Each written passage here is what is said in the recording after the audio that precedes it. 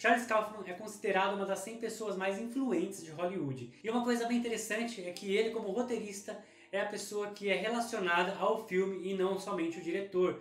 Normalmente a gente sabe que os diretores são as pessoas relacionadas ao filme. Mas com Charles Kaufman, acontecia das pessoas irem assistir ao filme porque ele era o roteirista. Se bem que agora ele está dirigindo os seus próprios roteiros. A dica de hoje é um dos meus favoritos do Charles Kaufman. Estou falando do filme chamado Adaptação. E esse filme também foi dirigido por Spike Jonze. No filme temos o próprio Charles Kaufman como personagem principal, só que numa versão mais autodepreciativa. E além de tudo, ele também tem um irmão gêmeo chamado Donald. Irmão gêmeo que não existe na vida real. E devido ao sucesso de Quero Ser John Malkovich, Charles Kaufman é contratado para fazer uma adaptação de um livro chamado O Ladrão de Orquídeas. Só que quando ele pega o livro em mãos para poder adaptar, ele se vê diante de dois problemas. O primeiro é que ele quer fazer uma adaptação super fiel daquela obra.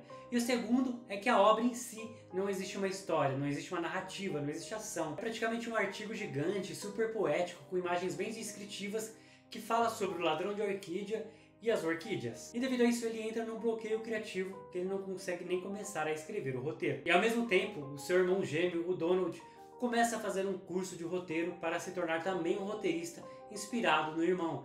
E é interessante que ele faz um curso com o Robert McKee, o escritor desse livro aqui. Enquanto Charles está com seu bloqueio criativo, não consegue escrever uma linha e o prazo para entregar o roteiro está cada vez mais próximo, o seu irmão Donald começa a escrever várias páginas de roteiro sem parar, com um thriller psicológico bem genérico, cheio de clichês. E o Charles, vendo aquilo, não gostando nada do roteiro do irmão, não querendo dar dicas nenhuma sobre o que ele escreveu, resolve então ir também no curso do Robert McKee. Mesmo tendo algumas críticas em relação ao consultor, ele se esconde no fundo de uma sala de aula para pegar algumas dicas. E a partir daí a história começa a se desenvolver. Se você gosta de roteiro, com certeza você vai gostar desse filme, porque ele é escrito de uma maneira que você consegue ver várias etapas da criação de um roteiro em si. O filme traz no elenco Nicolas Cage em duas versões, Charles Kaufman e o Donald Kaufman, que está muito bem aqui. Eu realmente gostei bastante da atuação dele aqui, nas suas duas atuações. E outro destaque no elenco é a Meryl Streep, que está excelente nesse filme, mas quando é que ela não está, não é mesmo?